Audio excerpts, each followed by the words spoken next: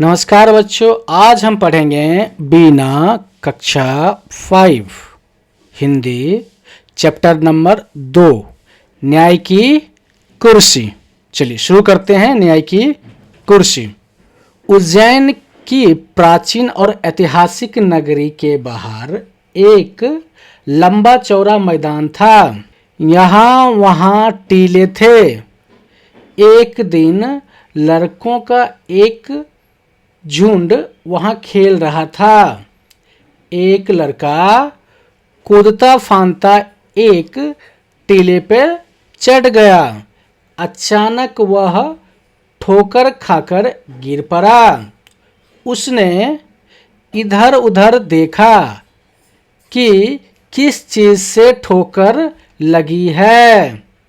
उसको एक बड़े चिकने पत्थर के अलावा और कुछ नहीं दिखा। वह उठकर गया और अपने मित्रों को बुलाकर वह शिला दिखाई। फिर शान से उस पर बैठकर बोला, यह सिंहासन है मेरा, मैं राजा हूँ और तुम सब मेरे दरबारी। तुम अपनी अपनी फरियाद लेकर आओ, फिर मैं उनका फैसला करूंगा।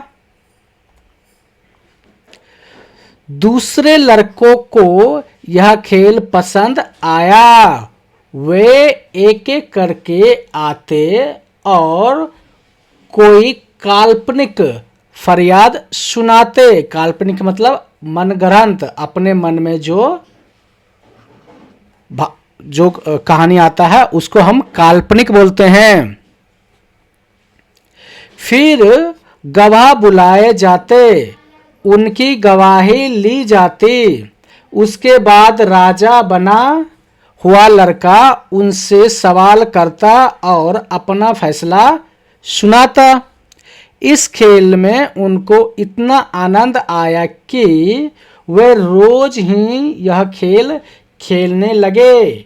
शिकायतें सुनी जाती, अपराधी पेश किए जाते, बयान लिए जाते। फिर शिला पर बैठा हुआ लड़का अपना फैसला सुनाता। बात इधर उधर फैलने लगी। लोग लड़के की न्याय बुद्धि की चर्चा करने लगे और कहने लगे कि अवश्य ही उस लड़के में कोई दैवी शक्ति है। एक दिन दो किसानों के बीच जमीन को लेकर झगड़ा उठ खड़ा हुआ। मामला गंभीर था। टीले वाले लड़के की इतनी चर्चा थी कि वे राजा के दरबार में जाने के बजाय उसी के पास गए और उसको अपने झगड़े के बारे में बताया। लड़के ने बड़ी गंभीरता से दोनों किसानों के बयान सुने। उसके बाद उसने जो फैसला दिया उसे सुनकर वे दंग रह गए। उस दिन के बाद से तो नगर के सभी लोग अपनी फरियाद लेकर यहीं आने लगे। राजा के दरबार में कोई नहीं जाता और ऐसा कभी नहीं हुआ कि लड़के के फैसले से उन्हें संतोष ना हुआ हो। धीरे धीरे यह बात राजा के कानों तक पहुंची। उसको बहुत क्रोध आया। उसने गरज कर कहा, उस छोकरे की यह मजाल कि अपने को मुझसे अच्छा न्याय करता समझे। मैं इन किस्सों में विश्वास नहीं करता। मैं खुद जाकर देखूंगा। ऐसा कहकर राजा अपने लाव लश्कर के साथ उस मैदान में पहुंचा जहां लड़के अपना प्रिय खेल खेल रहे थे। बड़ी देर तक राजा उनका खेल देखता रहा। वह स्तंभित रह गया। उसने अपने मित्रों से कहा, लड़का सचमुच बहुत बुद्धिमान है। इतनी छोटी उम्र में इतनी बुद्धि का होना आश्चर्य की बात है। इसकी न्याय बुद्धि के आगे तो बड़े बड़ों को लोहा मानना पड़ेगा। उसी समय किसी ने राजा को बताया, लेकिन महाराज, यह तो रोज वाला लड़का नहीं है, वह बीमार हो गया है। इस कारण कोई नया ही लड़का टीले पर बैठा है। यह तो और भी आश्चर्य की बात है। हो न हो पत्थर की इस कुर्सी में ही कोई चमत्कार है। मैं इसकी जांच करूंगा। राजा का इशारा पाते ही उस स्थान को खोदकर पत्थर को बाहर निकाला गया। राजा ने देखा कि वह पत्थर नहीं, बिल्कुल ही सुंदर सिंहासन था। उस पर बहुत बारीक और खूबसूरत मूर्तियां खुदी हुई थी। उसके चारों पायों पर 4 देवदूतों की मूर्ति बनी हुई थी। चारों ओर खबर फैल गई। बात ही बात में यह वहां अच्छी खासी भीड़ जमा हो गई। विद्वान पंडितों ने बताया कि वह कोई ऐसा वैसा सिंहासन नहीं था। सदियों पुराना राजा विक्रमादित्य का सिंहासन था। राजा विक्रमादित्य अपने न्याय और विवेक के लिए बहुत प्रसिद्ध थे। राजा ने आज्ञा दी कि सिंहासन को ले जाकर राज दरबार में रख दिया जाए। उसने कहा, मैं इस पर बैठकर अपनी प्रजा की फरियाद सुनूंगा और उनका फैसला करूंगा। अगले दिन राजा दरबार में आया और सीधे उस सिंहासन की ओर बढ़ा। वह उस पर बैठने ही वाला था कि किसी की आवाज सुनाई दी, ठहरो। राजा ने रुककर चारों ओर देखा, कोई नजर नहीं आया। वह फिर सिंहासन की ओर बढ़ा। फिर इसी प्रकार आवाज आई, ठहरो। इस बार राजा ने आश्चर्य से देखा कि सिंहासन की एक पाये पर बनी मूर्ति बोल रही है। मूर्ति ने कहा, क्या तुम इस सिंहासन पर बैठने योग्य हो? क्या तुम्हें पूरा विश्वास है कि तुमने कभी चोरी नहीं की है? राजा ने लज्जा से सर झुका लिया। यह सच है कि हाल में ही मैंने अपने एक दरबारी की जमीन पर कब्जा कर लिया था, क्योंकि मैं उससे नाराज हो गया था। तब तो तुम इसके योग्य नहीं हो। मूर्ति ने कहा, तुमको 3 दिन तक प्रायश्चित करना होगा। यह कहकर मूर्ति अपने पंख फैलाकर आकाश में उड़ गई। राजा ने 3 दिन तक उपवास किया और प्रार्थना की। चौथे दिन वह फिर दरबार में आया। ज्यों ही सिंहासन में बैठने लगा, दूसरी मूर्ति ने कहा, ठहरो। तुम विश्वास के साथ कह सकते हो कि तुमने कभी झूठ नहीं बोला। राजा सकपकाया। झूठ तो उसने किसी न किसी मुसीबत से बचने के लिए कई बार बोला था। राजा पीछे हट गया। दूसरी मूर्ति भी पंख फैलाकर आकाश में उड़ गई। राजा ने 3 दिन तक फिर उपवास और पूजा पाठ किया। तीसरी बार वह फिर सिंहासन पर बैठने के लिए आगे बढ़ा। हिचकिचाते हुए वह आगे बढ़ा। वह बैठने ही वाला था कि तीसरी मूर्ति ने पूछा, बैठने के पहले यह बताओ कि क्या तुमने कभी किसी को चोट नहीं पहुंचाई है? राजा पीछे हट गया। तीसरी मूर्ति भी अपने पंख फैलाकर उड़ गई। फिर 3 दिन तक उपवास और प्रार्थना करने के बाद राजा सिंहासन की ओर बढ़ा। उसके पैर लड़खड़ा गए। चौथी मूर्ति ने कहा, ठहरो, जो लड़के इस सिंहासन पर बैठे थे वे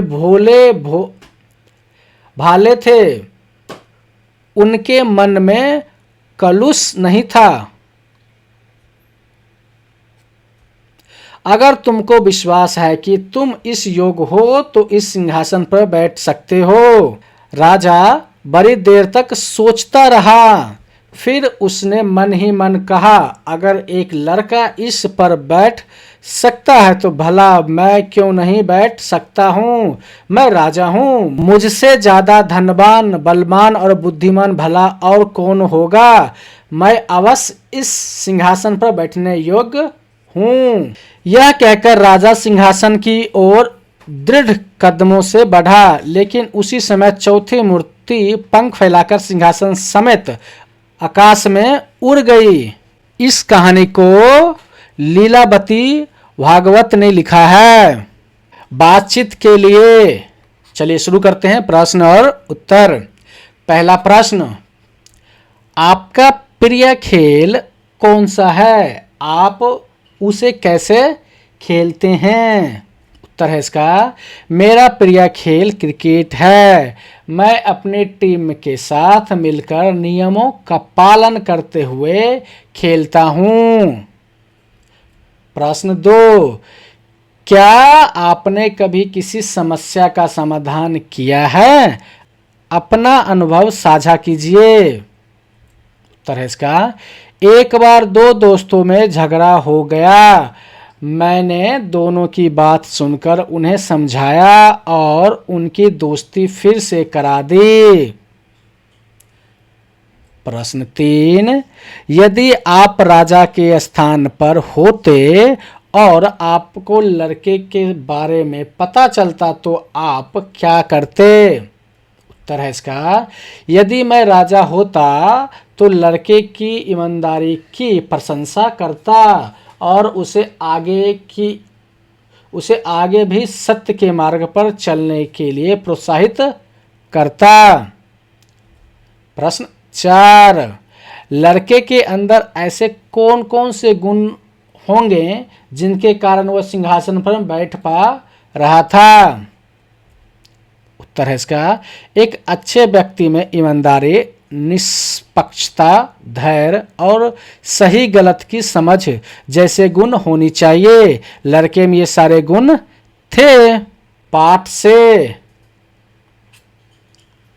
नीचे दिए गए प्रश्नों के सही उत्तर के आगे तारे का चिन्ह बनाएं। एक से अधिक विकल्प भी सही हो सकते हैं।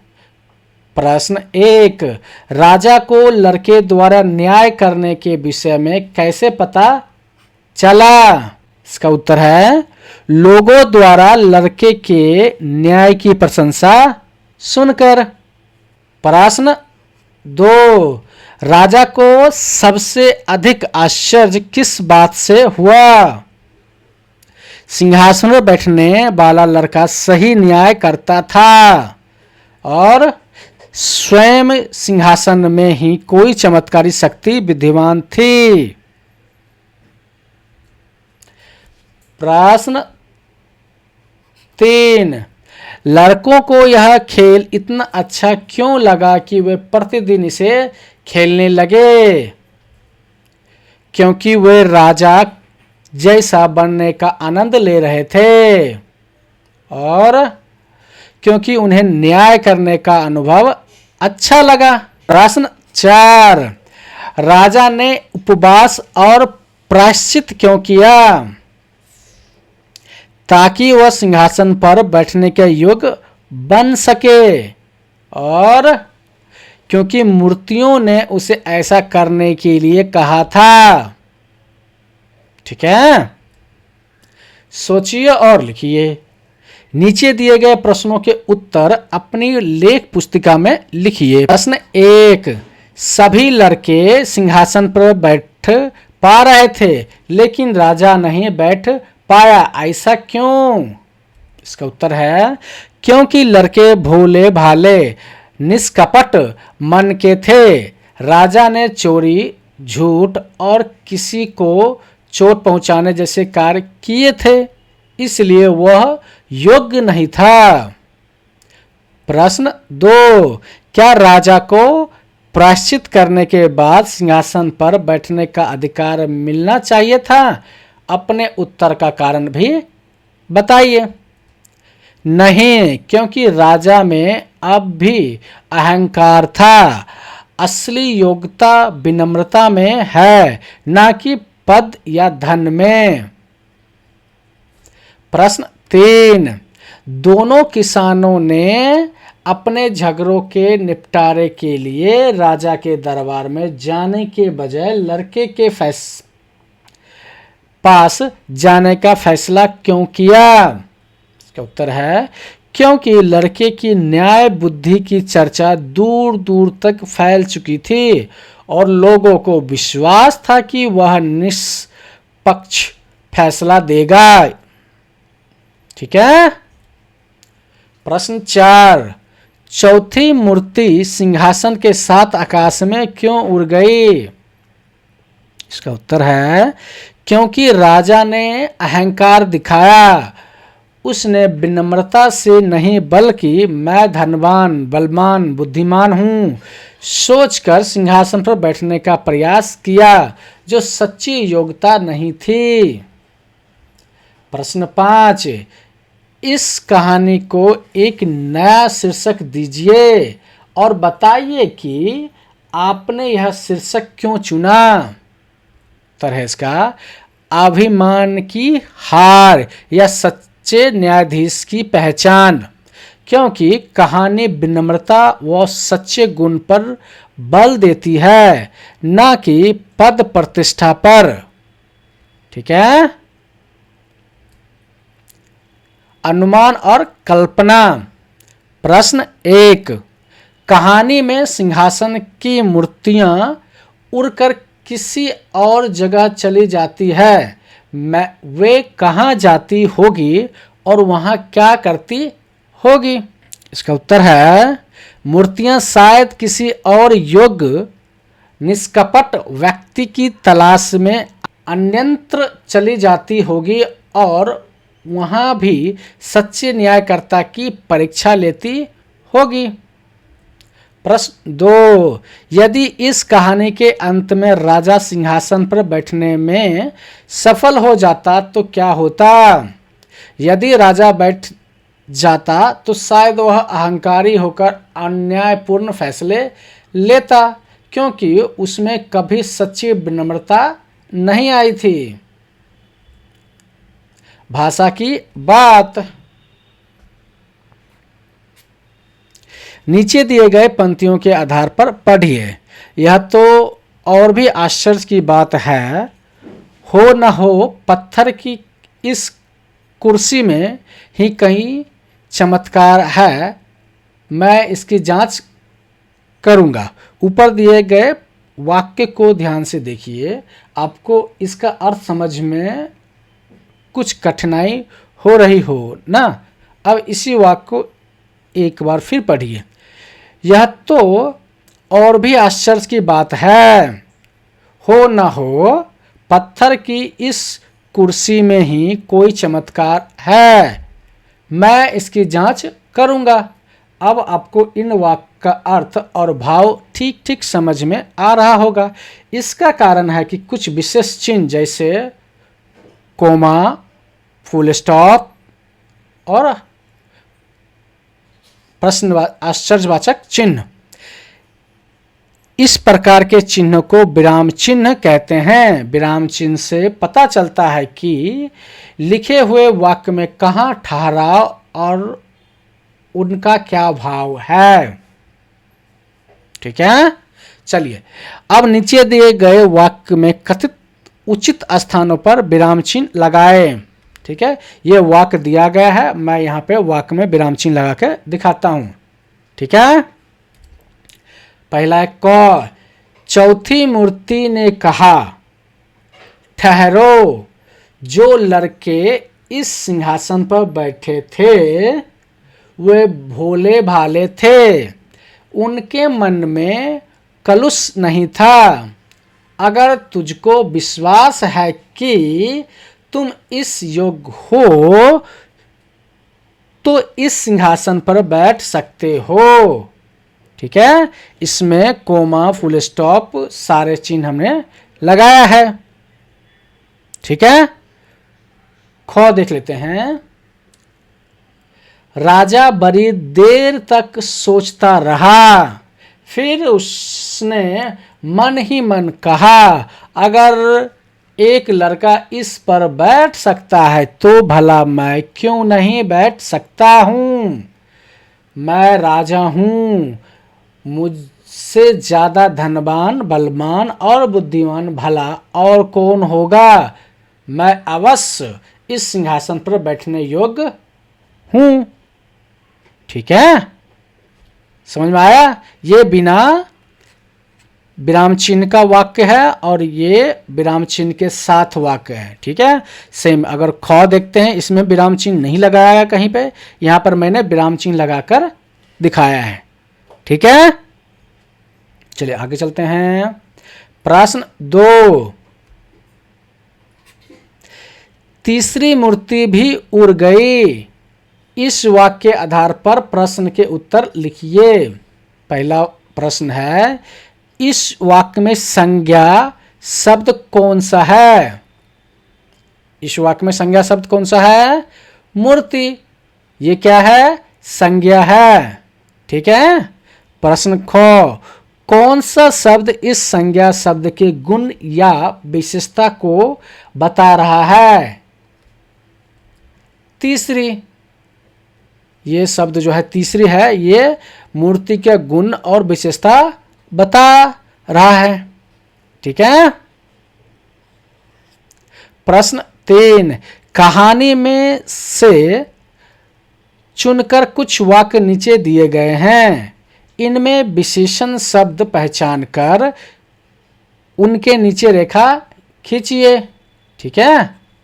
क, एक दिन लड़कों का एक झुंड वहां खेल रहा था।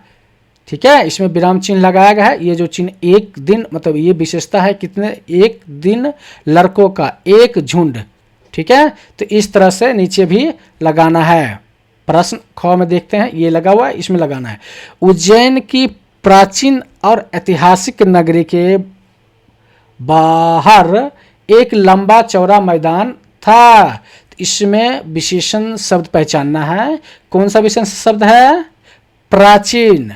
ठीक है, कब का है वो बता रहा है। ठीक है, और ऐतिहासिक नगरी, ये भी क्या है? विशेषता बता रही है, विशेषण है। और लंबा चौड़ा, ठीक है, लंबा चौड़ा मैदान, एक लंबा चौड़ा मैदान, ये भी क्या है? ये है विशेषण। ठीक है।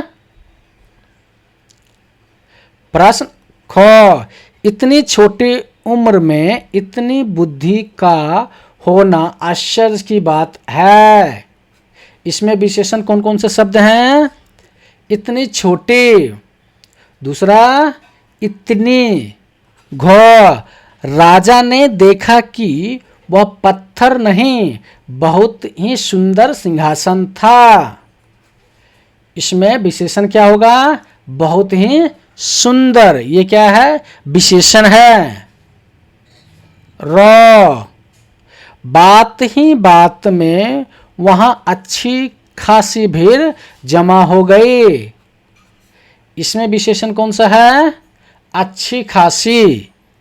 ठीक है, आया समझ में? चलिए आगे चलते हैं। प्रश्न 4, आप में कौन कौन सी विशेषताएं होनी चाहिए जिससे यह कहानी के सिंहासन पर बैठ सके? लिखिए। तो सिंहासन पर बैठने के लिए क्या क्या विशेषता होनी चाहिए? पहला तो ईमानदारी होना चाहिए, ईमानदार होना चाहिए। जो सिंहासन पर बैठे वो ईमानदार होना चाहिए। और सच्चाई, उसमें सच्चाई मतलब करने की गुण होना चाहिए। ठीक है। निष्पक्षता, निष्पक्षता होना चाहिए, उसमें किसी का पक्ष ना ले वो। ठीक है, निष्पक्ष रहे। ठीक है।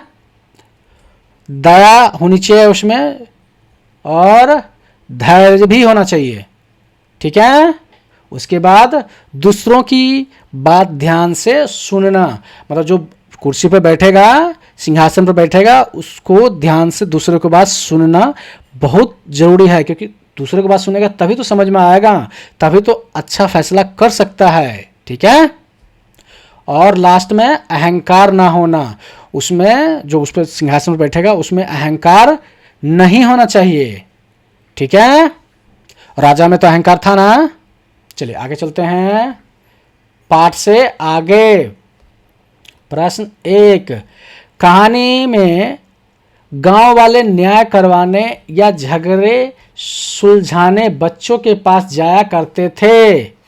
आप अपनी समस्याओं को सुलझाने के लिए किनके पास जाते हैं? आप उन्हीं के पास क्यों जाते हैं? इसका उत्तर है, अपनी समस्याओं को सुलझाने के लिए मैं अपने माता पिता, दादा दादी और अपने शिक्षक के पास जाता हूँ। मैं उन्हीं के पास जाता हूँ क्योंकि वे बड़े और समझदार हैं। वे मेरी बात ध्यान से सुनते हैं और सही सलाह देकर मेरी समस्या सुलझाने में मदद करते हैं। ठीक है। प्रश्न 2, क्या कभी ऐसा हुआ कि किसी ने आपके साथ अन्याय किया हो? आपने उस स्थिति का सामना कैसे किया? इसका उत्तर है, हाँ, एक बार मेरे दोस्त ने बिना मेरी गलती के मुझे खेल में दोषी ठहरा दिया था। मुझे बहुत बुरा लगा। मैंने गुस्सा करने के बजाय शांत होकर अपनी बात समझाई और शिक्षक को पूरी बात बताई। शिक्षक ने दोनों की बात सुनी और सही फैसला किया। इससे मेरी समस्या हल हो गई। ठीक है। पुस्तकालय और अन्य स्रोत। आपने जो कहानी पढ़ी वह हमारे देश की सैकड़ों वर्ष पुरानी एक पुस्तक पर आधारित है। इस पुस्तक का नाम सिंहासन बत्तीसी है। ठीक है। इस पुस्तक में राजा भोज की भूमि में गड़ा राजा विक्रमादित्य का सिंहासन मिलता है, जिसमें 32 मूर्तियां जरी होती है। प्रत्येक मूर्ति राजा भोज को राजा विक्रमादित्य की एक कहानी सुनाती है। इस पुस्तक के प्रत्येक कहानी बहुत रोचक है। आपको क्या करना है, पुस्तकालय में से यह पुस्तक खोजकर पढ़िए और अपनी मन पसंद कहानी कक्षा में सुनाइए। सिंहासन बत्तीसी की तरह भारत में अनेक पारंपरिक कहानियाँ प्रचलित है, जैसे पंचतंत्र, हितोपदेश, जातक कथाएं आदि। इन्हें भी पुस्तकालय में ढूंढकर पढ़िए। तो आपको किताब पढ़ने की सलाह दिया जा रहा है। आप पुस्तकालय में जाके कहानियों का किताब ढूंढें और उसे पढ़िए। पढ़कर अपने कक्षाओं में सुनाइए अपने दोस्तों को। ठीक है। चलिए पता लगाकर कीजिए। राजा ने आज्ञा दी कि सिंहासन को ले जाकर राज दरबार में रख दिया जाए। सिंहासन एक विशेष प्रकार की भव्य कुर्सी हुआ करती थी, जिस पर राजा महाराजा बैठा करते थे। आप भी हम बैठने के लिए अनेक प्रकार की वस्तुओं का उपयोग करते हैं। इनमें से कुछ वस्तुओं के चित्र दिए गए हैं, उनका वर्णन कीजिए और यह भी लिखिए कि आपकी भाषा में इन्हें क्या कहते हैं। सिंहासन को या कुर्सी को क्या कहते हैं आपकी भाषा में, वो आप लिखिए। जो मेरे भाषा में कहता है मैं आपको बता देता हूँ, जो आपको कॉपी में लिखना है। सिंहासन को सिंहासन, कुर्सी, तख्त, मसनद, चौकी और आसन बोलते हैं। ठीक है। चलिए आगे देखते हैं। वस्तुएं, वर्णन और आपकी भाषा में नाम। आपकी भाषा में उसका क्या नाम है। जैसे चटाई है, ठीक है, किससे वर्णन क्या है, यह घास, बांस और प्लास्टिक से बनी होती है। इसे भूमि पर बिछाकर बैठा जाता है। आपके भाषा में उसको क्या कहते हैं? मेरे भाषा में चटाई कहते हैं। क्या कहते हैं इसको? चटाई ही। ठीक है। दरी, ये क्या है? दरी। यह मोटे कपड़े या सूती धागों से बनी होती है। यह उत्सवों या सामाजिक कार्यक्रमों में उपयोग किए जाती हैं। हमारे इधर भी दरी बोलते हैं या जाजिम बोलते हैं। क्या बोलते हैं? दरी, ठीक है, या जाजिम, ठीक है, इसको जाजिम बोलते हैं हमारी तरफ। ठीक है। ये क्या है? मूड है। ये क्या है? मूड। ये किससे बनता है? बांस या बेंत से बनी गोल बिना पीठ वाली बैठने की वस्तुएं हैं ये। इसको क्या बोलते हैं? मूड को हम टेबल बोलते हैं। हमारी तरफ टेबल बोलते हैं, टूल बोलते हैं, स्टूल। क्या बोलते हैं? स्टूल बोलते हैं। ठीक है। या टेबल भी बोलते हैं, टेबल, क्योंकि छोटा होता है तो स्टूल बोलते हैं या टेबल बोलते हैं। ठीक है। आया समझ में? ये क्या है? चार पाई। ये किससे बनता है? लकड़ी के फ्रेम पर रस्सी या पट्टी बुनकर बनाई गई सोने बैठने की वस्तुएं हैं। ठीक है। तो इसको चारपाई बोलते हैं। और खटिया भी बोलते हैं। खटिया, इसको क्या बोलते हैं? खटिया बोलते हैं। ठीक है। ये क्या है? पीढ़ा। ये क्या है? पीढ़ा। लकड़ी की छोटी चौकोर नीचे बैठने के लिए की चौकी होती है। नीचे बैठने की चौकी होती है जिसको हम पीढ़ा बोलते हैं। ठीक है। हमारी तरफ भी इसको हम पीढ़ा ही बोलते हैं। क्या बोलते हैं? पीढ़ा। ठीक है। ये क्या है? टाट पट्टी। क्या है ये? टाट पट्टी है। ये कैसे बनता है? जूट या टाट के कपड़े से बनी पट्टी जमीन पर बिछाकर बैठने हेतु होता है ये। ठीक है। तो इसको भी हम हमारी तरफ क्या बोलते हैं? चटाई ही बोलते हैं। ठीक है। क्या बोलते हैं? चटाई ही बोलते हैं इसको। ठीक है। जो नीचे बैठने में काम आता है। चलिए आगे चलते हैं। बूझो तो जाने। ठीक है। ये बूझो तो जाने हैं। ठीक है। पहेलियां हैं। चलिए पहली पढ़ते हैं। गोंड। ना तो खाए ना तो पिए, संग माँ रेगत हैं, ना खाती है ना पीती है, संग संग चलती है। क्या है ये? नदी है।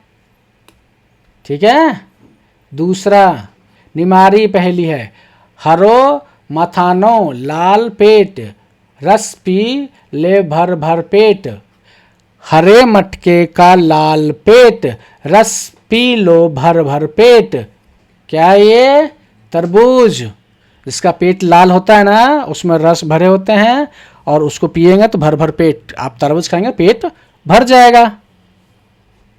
ठीक है। एक जानवर ऐसो जिनकी दुम पे पैसो। एक जानवर ऐसा जिनके दुम पर पैसा है। कौन सा जानवर है वो? मोर। ठीक है। मोर और जो पंख होते हैं मोर के वो बिकते हैं ना, तो वो पैसा देता है, इसलिए बोलते हैं जिन दुम पे पैसो या पैसा। ठीक है। देली पहेली, ये कौन सा था? मालवी पहेली, ये गोंड पहेली और निरामी पहेली। एक लड़की की ऐसी कहानी, ऊमे लूको हैं मीठो पानी। एक लड़की की ऐसी कहानी, उसमें छिपा है मीठा पानी। गन्ना।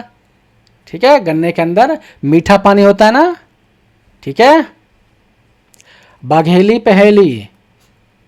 एक दिया सबतर उजियार, एक दिया से चारों ओर उजियार।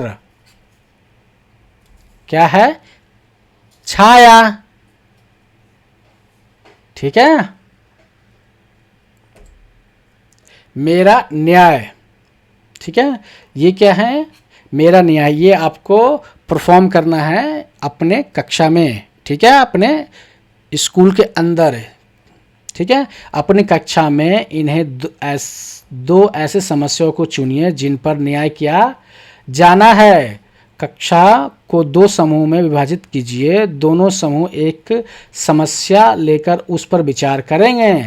तत्पश्चात दोनों समूह एक एक कर नाटक मंच के द्वारा समस्या को सुलझाएंगे। दर्शक समूह पुष्टि प्रदान करेंगे, ठीक है। अब उसमें जो जो होंगे उसका नंबर यहाँ पे आएगा, कौन कितना अच्छा परफॉर्म किया है उसके हिसाब से यहाँ पे प्रस्तुतिकरण का नंबर आएगा, पात्र संवाद का नंबर आएगा, समस्या का समाधान का आएगा, पात्रों का आत्मविश्वास का आएगा, सब में नंबर आएगा और दोनों को अलग अलग नंबर मिलेंगे, ठीक है। आया समझ में? वीडियो को लाइक करें, कमेंट करें, चैनल पर नए हैं तो सब्सक्राइब करें। वीडियो देखने के लिए आपको धन्यवाद।